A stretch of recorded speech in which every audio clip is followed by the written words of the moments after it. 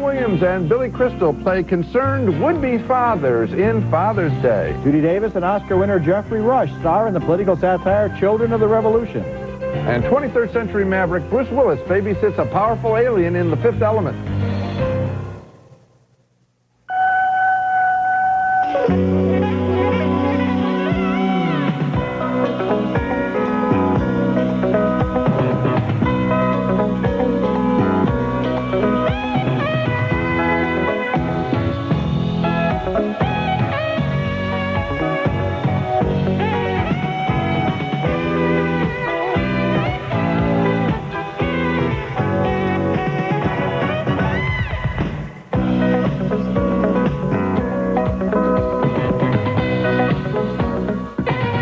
Your son ran away?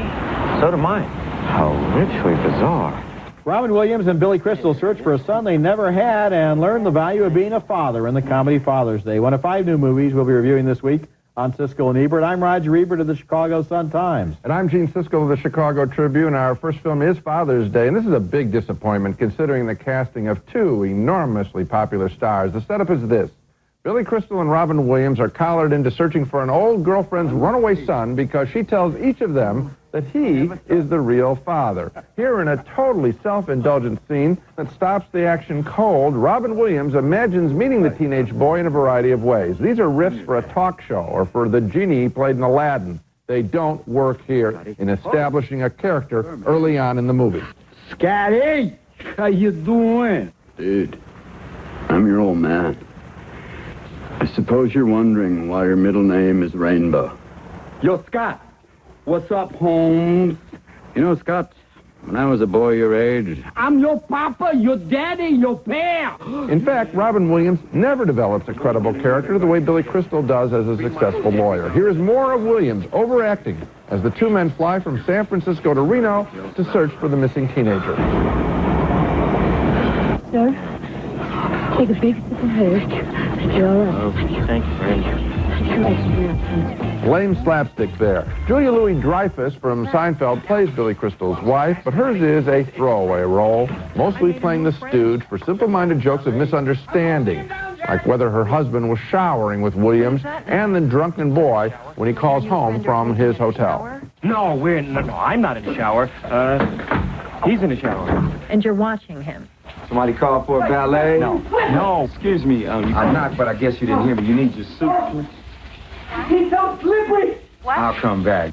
Father's Day doesn't have many laughs or relationships that work, and it didn't move me at all when it tries to get sentimental about the meaning of being a father. If you're searching for a smart, poignant comedy on the same subject, I've got a better suggestion. Rent Ron Howard's 1989 gem called Parenthood, which amazingly was scripted by the same Father's Day writers, Lowell Gantz and Babaloo Mandel. Parenthood is the real deal. Father's Day, a bad film, a lame adaptation of a French comedy that wasn't that good in the first place. Oh, I thought it was really lame, too. I was really disappointed. I'll tell you a couple of things you didn't mention. First of all, the kid, I tried to get the kid that they're both chasing is completely uninteresting as a character and as an actor. That's why I probably didn't even mention it. They are chasing him through this milieu of heavy metal and punk music, and that provided comic opportunities that the movie doesn't even touch. I mean, when these 2 guys who are dressed and are obviously of a generation to be completely out of place walk into these places, nothing happens in a way that causes us to smile even. It's a really, really disappointing I'm very film. surprised at the level of this picture, and you know it's going to open big because it's pre-sold with these guys in it. People will think, oh, yeah, Billy Crystal and Robin Williams, I want to go see it. They'll walk out of the theater feeling bad, and I hate it when people feel bad after they go to a movie. Yeah, they're getting ripped off. You like my idea about renting Parenthood instead? Isn't that a good connection? Or maybe go see another movie in a theater. Maybe we'll have another one on this show we can recommend. My fingers are crossed. Our next movie is sort of a comedy, I guess. I don't think this will be the one, though. About some British lowlifes who make the characters in Trainspotting look relatively civilized by comparison. The movie's named Twin Town. It takes place in Swansea in Wales, and as it opens, 2 delinquent brothers who are called twins but were born 3 years apart have stolen a car and gone to visit their dad at a sports club where he's repairing the roof. First, they drive the car over the soccer pitch owned by a rich developer. From those scenes, you get an idea of Twin Town, but it's not quite a complete idea. The movie gets grimmer and grimmer and more violent, and at the same time, it develops a strange streak of whimsy. It's intended, I suppose, to do for Wales what Trainspotting did for, or to, Scotland, but it doesn't quite. It has moments when it's very perceptive about its characters, but other moments when they seem arbitrarily cruel. Not because that's how they feel, but because that's how the screenplay does. Yeah, I like these guys. I would like to have seen them in a better picture. Yeah. I'm thinking of even something like Mike Leigh's Naked, for example. These characters have a reality to them. You call it a scuzzy quality. Yeah. They bring a reality. Yes, they do. That the story forces them to do things that don't make a lot of sense. The screenplay never delivers. But now let's do a little comparative film analysis here, because we've given thumbs down to the first two movies. But you know what? I'd rather see this one again than Father's Day again, because Father's Day is essentially just brain damage. Father's Day has no moments of reality whatsoever. It was made with no ambition, and they weren't even trying to do something special. They were on automatic pilot. At least turns out fails nobly. Yes, there is some level of reality in this picture, not in Father's Day. Coming up next, Bruce Willis plays a taxi driver in the 23rd century who protects a beautiful creature from outer space. The science fiction spectacular The Fifth Element is next.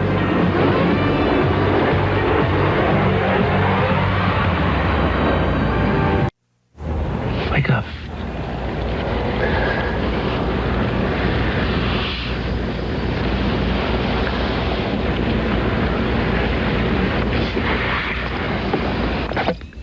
You're right. I shouldn't have done that. That's Bruce Willis playing another one of his regular guys embroiled in extraordinary circumstances in The Fifth Element. A truly exciting and at times original science fiction adventure about what else? Combating a bad guy who threatens to control the universe. The year is 2214, and shortly after The Fifth Element opens, we follow the adventures of a beautiful, mysterious young woman who just may be some godlike force from beyond Earth. She's a stunning alien played by actress and model Milla Jovovich. The costumes in this film were created by the celebrated designer Jean-Paul Gaultier, and boy, I hope he is remembered at Oscar time. I think we need a flying unit here.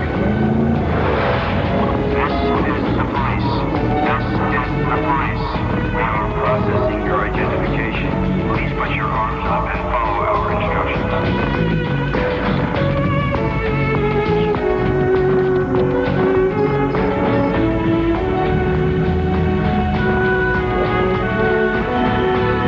She has no file. She's saved from arrest by a cab driver played by Bruce Willis, who himself escapes capture in an exciting, dizzying sequence, and then takes her back to an apartment where they introduce themselves awkwardly but memorably.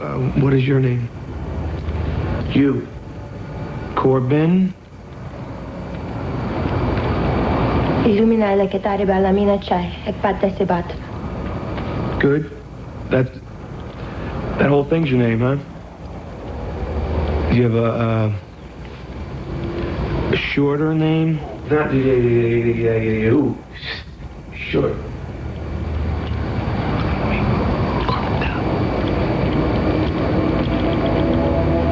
Lilu.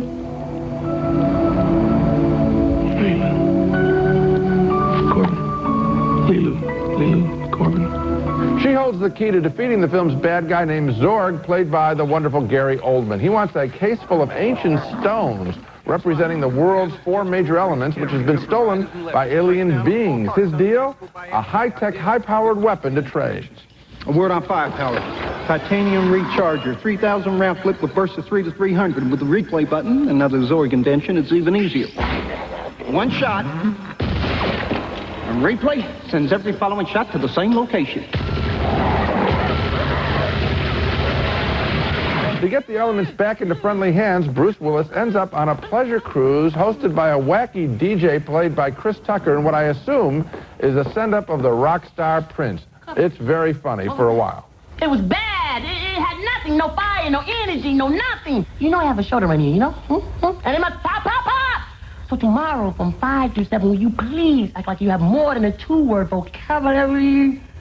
A little of that character goes a long way, as The Fifth Element goes full tilt in its every storyline. But I was often dazzled by the film's art direction and enjoyed the characters played by Bruce Willis and Milla Jovovich. I would follow them in any movie, and especially in this one, directed by Luc Besson, the stylish French filmmaker who proves that Americans aren't the only ones who can create action pictures with flair. Well, I agree with you, although I don't go quite as far as you do, and I'll tell you why. First of all, I agree with everything you said about the look of this film. Yes. This film is like Metropolis or The Blade Runner. You can just sit there and look at the screen, at the wonderful, visionary things the Besson has given us to look at without any regard to the plot. But unfortunately, the plot, especially at the end, loses touch. The end is weak. That character played by Chris Tucker, you said a little of him goes a long way. Unfortunately, there's a lot of him. I said that. And just at the point in the movie, you wanted him to disappear. When you really want the story to start paying off, he goes on and on and on, and tiresome scenes that they would just take that stuff out and make the movie tighter and more and tauter. Then it would work better, but for what it is, it's certainly a good time. A good time at the movies. Yes. Okay, fine. You're going to finish all of my sentences? That was a good time. That's a wonderful phrase. I'll try to remember that. Okay. Carry on. But I mean, but it really is that. And again, Bruce Willis does this role so well. I mean, he's done it before. Bruce Willis has spent his entire movie career in movies like this. I mean, occasionally when you see him and there hasn't been an explosion within the last 5 minutes, you wonder what went wrong with the picture. And I think we both want to see more of Milla Jovovich. When we come back, Dennis Leary and Joe Mantegna face off in Underworld. No one was in.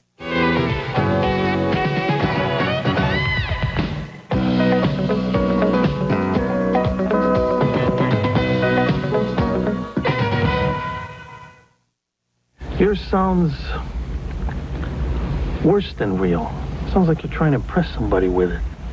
Sounds fake. Fakey.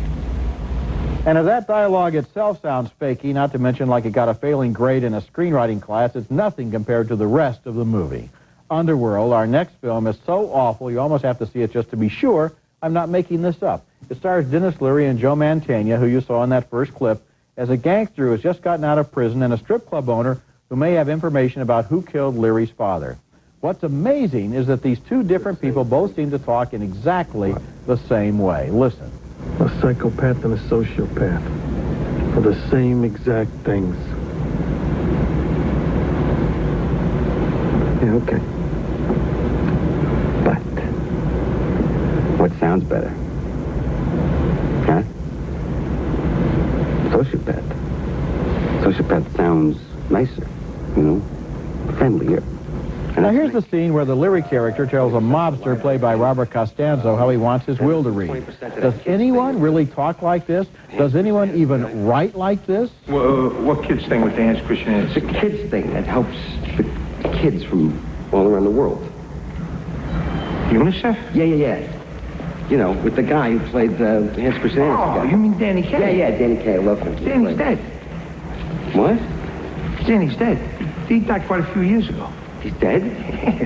The movie was written by Larry Bishop, who plays the gangster that the Leary character is trying to destroy. Last year he wrote, directed, and starred in Mad Dog Time, which we picked simultaneously, unanimously, as the worst film of the year. And now he's back as the screenwriter of another gangster movie, and this one is really, Gene, it's a leading candidate for worst film of this year. The formula is the same. Gangsters stand around and recite self-consciously ironic and arch dialogue, and then they kill each other. When just about everybody is dead, we get more speeches by the survivors. Watching Underworld was a grim and incredible experience. Yeah, it's pretty dreadful. And Roger, just last week on the show, I criticized the film for being a Tarantino Pulp Fiction wannabe. Here's another. I mean, everybody's chasing the same holy grail, and they're missing it real bad. And this is another people example. don't talk like this, and even if they did, we wouldn't want to hear them. Coming up next, she was Joseph Stalin's girlfriend for a night that killed him and produced a son, maybe, in Children of the Revolution.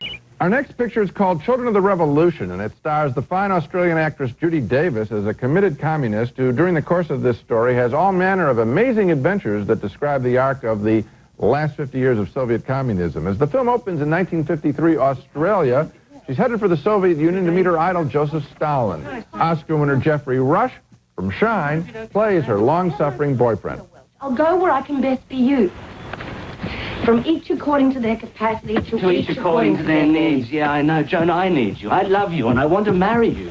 She rejects him and travels to Russia, where she is surprised to meet someone she knows, an Australian double agent played by Sam Neill. The Australians think you're a spy for the Russians, so they want me to kill you. And the Russians have brought me over to look after you. What are you going to do? Well, frankly, Joan, it's a bit of a tangle. So, just having to make things up as I go along. In the key element of the story, she winds up spending the night with party boss Joseph Stalin, played by F. Murray Abraham from Amadeus. And here we see him prepare for his date. Keep pulling! Pull it! Everything about him that night was shampooed, shined, perfumed, cut, whatever. He took 3 hours to get ready. They have a passionate night together and produce a son who becomes a bit of a revolutionary himself in the 1970s. Turn around, please.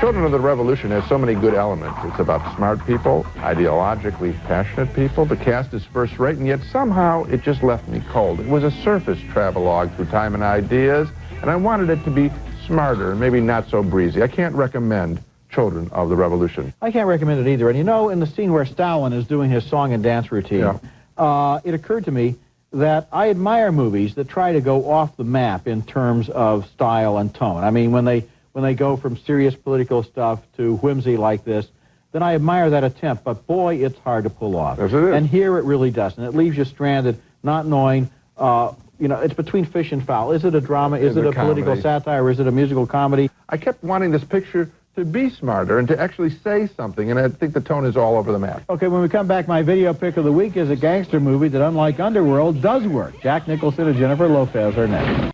The Century Plaza, offering the finest in luxury service in Southern California style, adjacent to Beverly Hills on LA's fashionable West Side. The Century Plaza Hotel and Tower, a Westin hotel.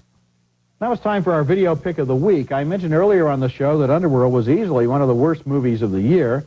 My video pick this week is a much better crime movie named Blood and Wine, which was released in February and deserved a larger audience than it found. The movie was directed by Bob Rafelson and starred Jack Nicholson, whose most famous collaboration was the great 5 Easy Pieces. This time, Nicholson is a Florida wine dealer whose business is going broke. He needs cash fast and hooks up with a dying British jewel thief, played by Michael Caine, to steal a precious necklace from the house of some rich people. I like to take a photo of the goods. Avoids any disagreement on the sale. You got me in the picture. Did I? Give me the photograph. We'll tear it up when we have the money. There's no such thing as honor among thieves. It's a myth. What's this? I thought it over. I can't move that. I'm on parole. I'm known. You're not. So you'll fly to New York, catch a cab, take a walk, find an address. Pas de problème, as they say in Bordeaux. Jennifer Lopez plays the maid in the rich people's house and also Nicholson's mistress, although it gets a lot more complicated than that. After starring in this film, Selena and Anaconda, Jennifer Lopez is having a terrific year. Is Frank around? They are down at the boat, Mr. Gates. Where do you want this? These are for the voyage. Would you show him down to the boat? I'm going to put this in the wine cellar. Sure. She's very good, but the heart of the movie is in the shaky relationship between the two tired old pros, Nicholson and Caine. I think this is Michael Caine's best performance in the last couple of years. I never understand your optimism. It lacks foundation. I know them. I know how they think. And then there were subplots involving Nicholson's wife, well played by Judy Davis, who is much better here than in the movie we just reviewed, and also a love triangle involving Lopez, not only with Nicholson, but also with his stepson. I don't know why Blood and Wine didn't find larger audiences. It has everything, and it's my video pick of the week. Now let's take another look at the movies we reviewed this week. 2 thumbs down for the meandering and pointless Father's Day, which traps Robin Williams and Billy Crystal in a dumb plot with phony emotion and not many laughs. 2 more thumbs down for Twin Town, a bloody slice of life involving cretinous Welshmen. It wants to be train spotting, but it lacks the wit. 2 thumbs up for the futuristic fantasy The Fifth Element. Although Gene liked it more than I did, we both agreed that the movie is spectacular in terms of its visual achievement. I felt the story meandered toward the end, could have used some editing. 2 enormous thumbs way down for Underworld, one of the more idiotic crime movies we've ever seen. And 2 more thumbs down for the well-meaning but unsatisfying Children of the Revolution, which tries for satire about do-gooder Australian communists deceived by Marxism, but it doesn't seem quite clear about quite what it is it wants to say. And so The Fifth Element is the standout, I think. Yes, it is. That's it for this week. Next week, we'll be back with reviews of more new movies, including the courtroom thriller Night Falls on Manhattan, starring Andy Garcia and Richard Dreyfuss, and also Love, Valor, Compassion, starring Jason Alexander and John Glover, in a film adaptation of Terrence McNally's prize-winning hit play. That's next week, and until then, the balcony is closed. Oh,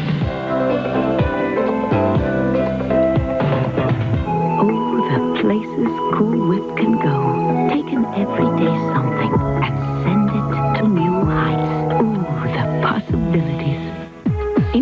Introducing dress sandals from Easy Spirit. Insides are walking shoe. Outsides, all new. Walk on, walk on.